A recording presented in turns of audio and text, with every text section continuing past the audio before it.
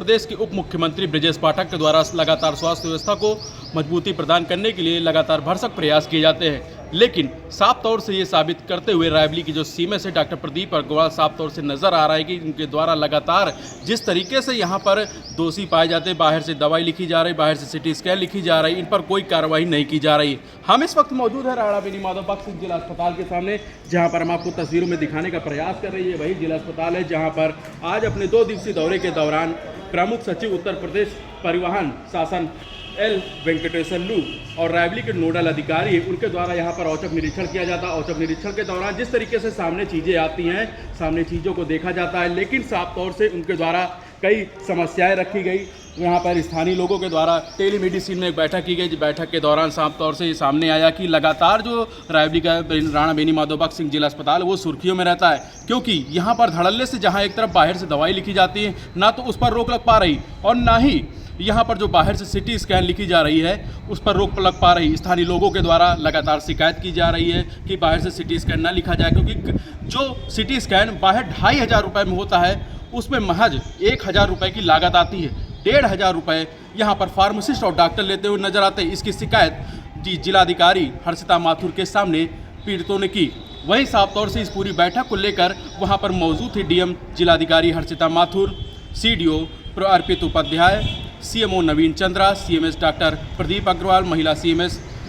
Doctor Renu Chaudhary के द्वारा अन्य सहित अन्य लोग भी मौजूद रहे। उसी में एक सोशल मीडिया में वायरल वीडियो होता है जिसमें साफ तौर से देखा जा सकता है कि किस प्रकार से फार्मासिस्ट अमर सिंह के द्वारा इमरजेंसी में बैठकर वहां पर तंबाकू पान खाया जाता है। ये वीडियो सोशल मीडिया में वायरल होने के बाद इस पूरे मामले को लेकर जो प्रमुख सचिव उनके द्वारा संज्ञान लिया जाता है। संज्ञान लेने के दौरान उन्होंने बयान जारी करते हुए जानकारी दी कि जिस तरीके से फार्मासिस्ट वहाँ पर दोषी पाए जाए हैं उन पर जाँच होगी और कार्यवाही की मांग भी की गई है। शिवम त्रिवेदी, रायबरेली। तो एक यहाँ पे जिला अस्पताल की एक विशेषता यह है कि हमने देखा है कि बहुत सारे जिला अस्पताल में सारे एक्सपर्ट्स नहीं रहते हैं। यहाँ पे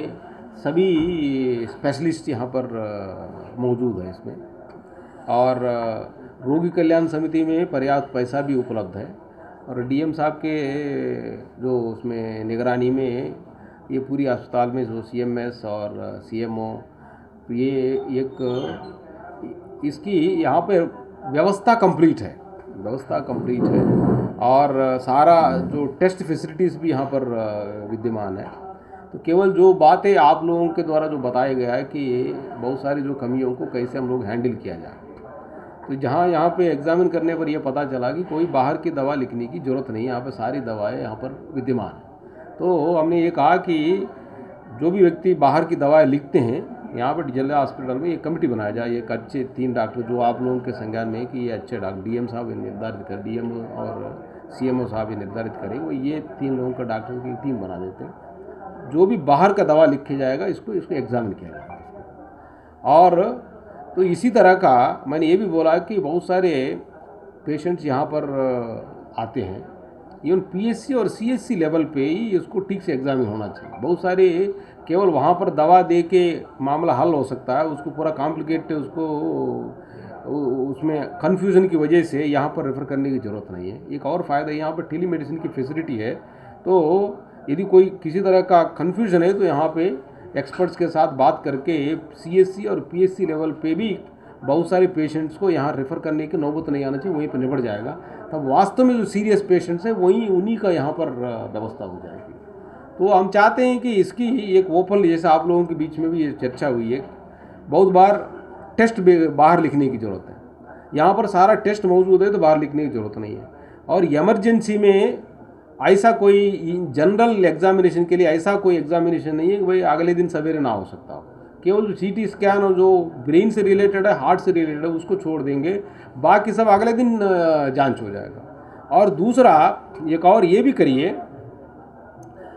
पेशेंट को कोई बाहर का, यहाँ पे जिला अस्पताल में भी जो बाहर का रेफ़र कर रहा है अनावश्यक रूप से आर्टिफिशियल इमरजेंसी क्रिएट करके, उसका भी एग्जामिन करने के लिए उसी कमेटी के माध्यम से जाए। नहीं तो ये जो है लोगों को डरा धमका के अनावश्यक रूप से जो प्राइवेट हॉस्पिटल में रेफ़र करने का जो टेंडेंसी है उसका, वो जो है उस पर भी अंकुश लगना चाहिए। देखिए कि ये जो लोगों के अंदर डॉक्टर का जो स्पेशलाइजेशन और जो एडवाइस देने की जो काबिलियत है वो सिंसियरली एग्ज़ाम इसमें इम्प्लीमेंट होना चाहिए, एक्सरसाइज होना चाहिए, ना कि केवल लोगों का शोषण करने के, लोगों का बया दोहन करने के लिए, लोगों को परेशान करने के लिए ये नहीं होना चाहिए। ऐसा होता है तो जब कमेटी के माध्यम से एग्जाम होने की तरकीब होगा तो कोई व्यक्ति ऐसा करने का हिम्मत नहीं करेगा। ऐसा कोई व्यक्ति अपनी एक्सपर्टाइज को दुरुपयोग कर रहा है,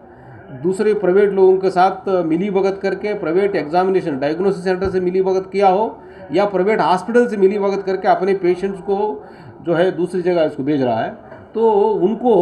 उनकी जो है इसमें पहचान होने की ये तरकीब है, इसमें निकलवाना चाहिए कि जो भी बाहर का पेशेंट रेफ़र करें या बाहर का दवा लिखें, दोनों यहाँ के कमेटी के माध्यम से एग्जामिनेशन हो जाए, तो ताकि उसके वो जो है उनकी टेंडेंसी का पता चले और उनके खिलाफ जो है हम लोग ये मोरल करप्शन है ये, तो उस पर जो है लोगों के खिलाफ ऐसे लोगों को पहचान करके उनके खिलाफ कार्रवाई कराई। जिनकी पहचान हो गई है सर, जिनके बारे में सीएमएस को जानकारी है, उनके खिलाफ अभी तक कार्रवाई क्यों नहीं की गई? बाहर के लोग क्यों इमरजेंसी में बैठ रहे हैं, ऐसा क्यों है जब एविडेंस आपके पास है? तो ये बात जो आप बोल रहे हैं कि जो बाहर का व्यक्ति जो बैठ रहा है तो वो जो है इसमें इमीडिएटली हो जाए तो उनके खिलाफ कार्रवाई भी करें और उनके ऊपर उनमें मुकदमा भी दर्ज कराया जाए। इसमें जो व्यक्ति बाहर का लोगों को ला के यहाँ पर बिठा रहे हैं वो तो लोगों को, मरीजों के साथ भी इसमें जो अन्याय है वो, तो बाहर का व्यक्ति क्यों बैठ रहा है, इसको बिठाने वालों को और बैठने वालों दोनों के खिलाफ कार्रवाई होना चाहिए। आप लिस्ट बना दीजिए डीएम साहब। मैंने ये भी बोला कि यहाँ पे सीएमओ की तरफ से एक अधिकारी, ऑलरेडी वीडियो है तो सीएमओ का तरफ से एक अधिकारी और डीएम साहब की तरफ से एडीएम, ये दोनों की एक पूरी ओवरऑल सुपरविजन करने का भी मैंने बोला है इसको एग्जाम करेंगे। लोग सर इतने साल से हॉस्पिटल आ रहे हैं, हम लोग खुद ही जानते थे एक लोगों को। आज यस आप लोग भाई मीडिया को बताइए कि आप पब्लिक की तरफ से कि डिस्ट्रिक्ट हॉस्पिटल को